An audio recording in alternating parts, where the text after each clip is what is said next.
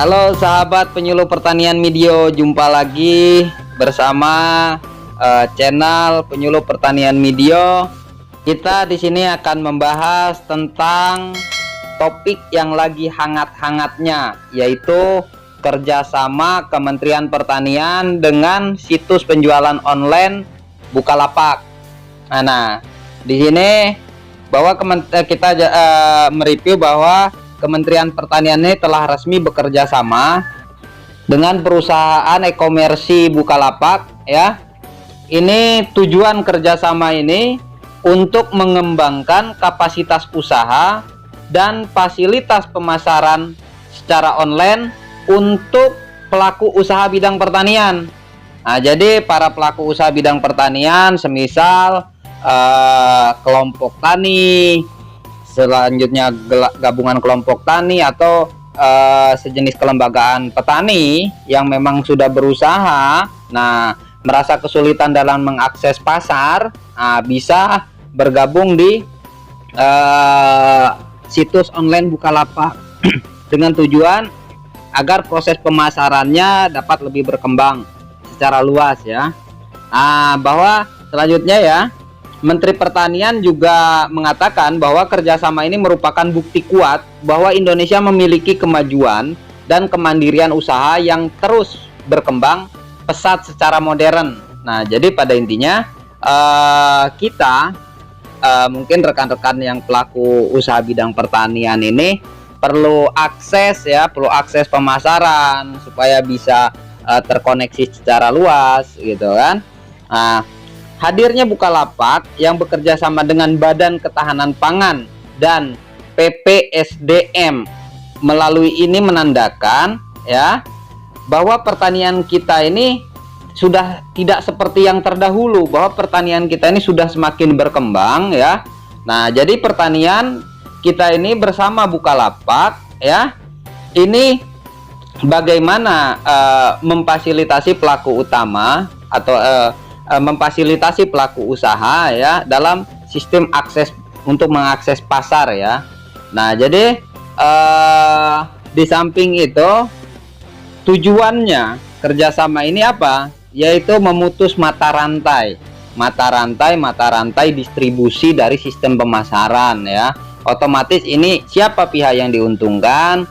Yang diuntungkan satu pastinya pelaku usaha, karena otomatis barang atau produk yang dipasarkan akan lebih cenderung rantai distribusinya lebih pendek. Selanjutnya siapa lagi? Customer, kan konsumen kita.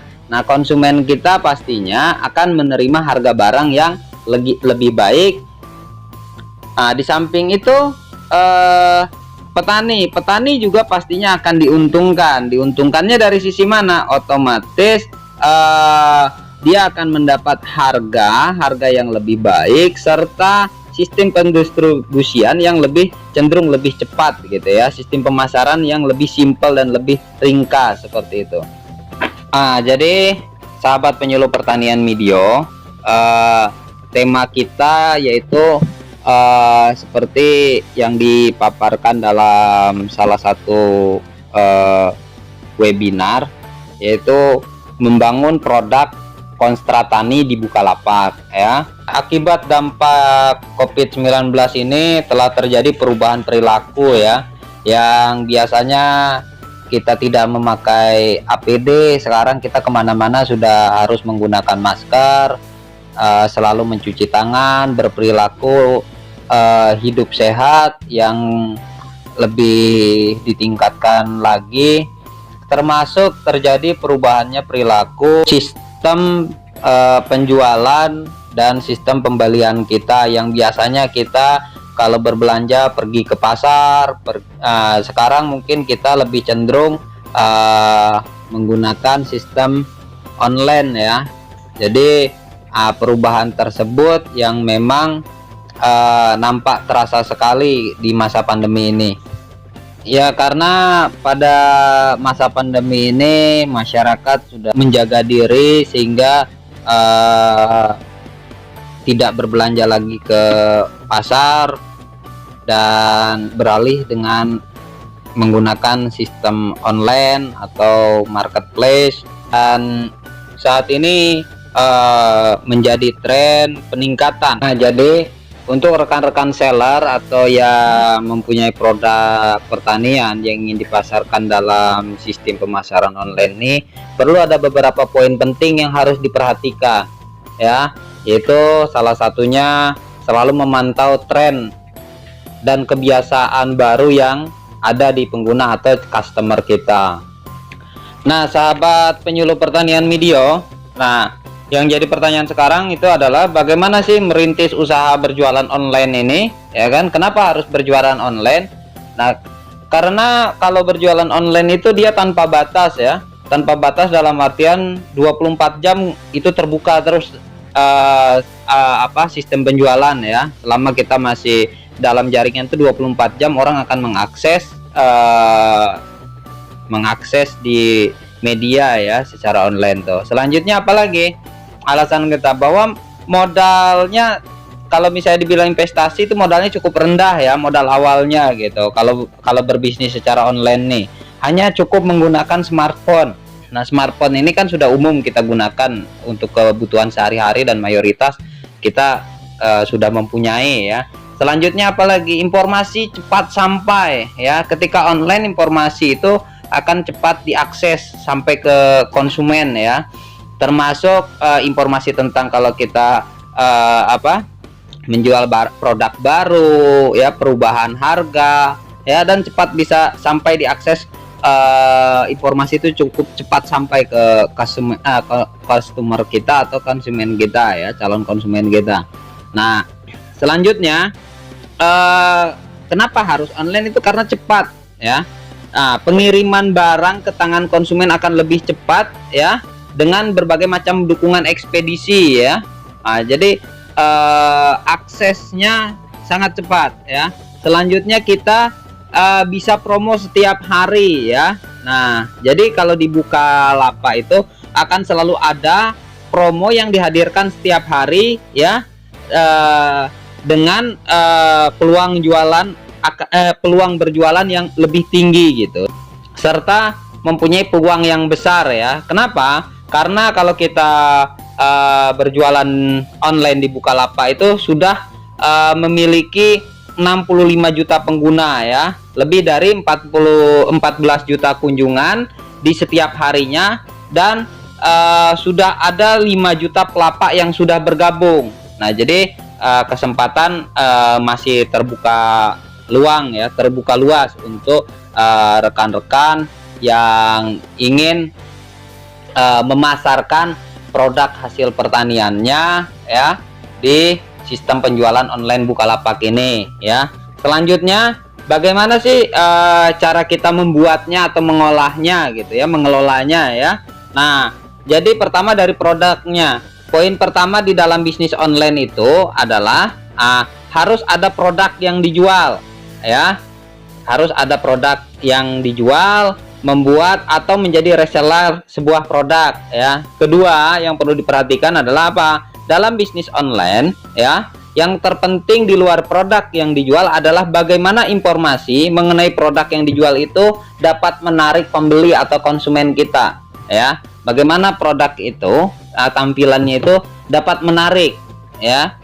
Selanjutnya yang sangat harus diperhatikan adalah tentang layanan ya, kecepatan dan layanan dalam pesanan lebih baik dari harga yang murah ya. Dalam arti kata bagaimana kita melayani, merespon cepat ya apa yang dibutuhkan oleh customer kita.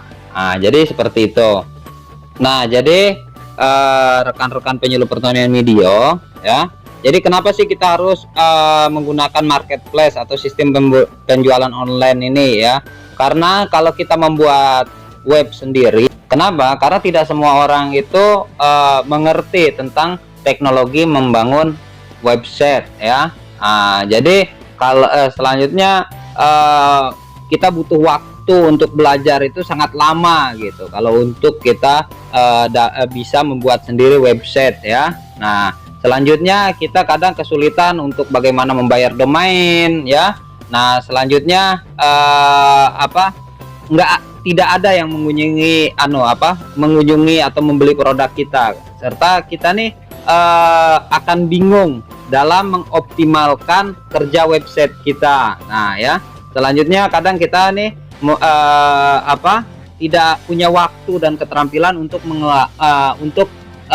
melakukan pengelolaan web secara optimal. Nah jadi itu salah satu kendala apabila kita membuat website sendiri ya, kecuali kalau kita memang mampu membuat website sendiri. Nah itulah salah satu tujuan kenapa kita bekerja sama dengan marketplace. Nah kalau kita misalnya berjualan di media sosial ya, biasanya ada beberapa poin yang jadi pertimbangan, yaitu satu, pembeli takut ditipu. Dua, fitur yang memang tidak dirancang untuk melakukan transaksi jual beli. Selanjutnya, ketika ada konflik antara penjual dan pembeli, provider sosial media tidak akan bisa memediasi. Itu bedanya dengan marketplace ya. Tidak ada jaminan keamanan transaksi jual beli. Nah, jadi kalau di marketplace itu ada jaminan bahwa ketika misalnya si pembeli telah membeli salah satu produk dari penjual, ketika sudah melakukan transaksi pentransferan, nah ternyata si penjual ini tidak mengirimkan produknya, maka si penjual ini tidak akan menerima transfer dari si pembeli karena itu dikelola langsung oleh sistem marketplace ya. Nah jadi selanjutnya di media sosial juga tidak ada diskon dari penyedia sosial media ya. Selanjutnya tidak ada jaminan keamanan data pembeli. Nah beda halnya dengan di marketplace. Selanjutnya seller harus menjawab pertanyaan yang sama berulang kali. Nah sedangkan di marketplace itu tidak. Nah selanjutnya penjual harus bolak-balik ke ATM mengecek pembayaran setiap saat kalau kita berjualan di media sosial ya, serta bisa saja diteror dengan resi pengiriman. Banyak yang kalau di media sosial banyak yang minta COD ya, atau sistem pembayaran di tempat, itu sangat berbeda ya. Oleh karena itu banyak sekali kemudahan ketika kita bergabung di marketplace ya, ketika kita ingin berniaga online.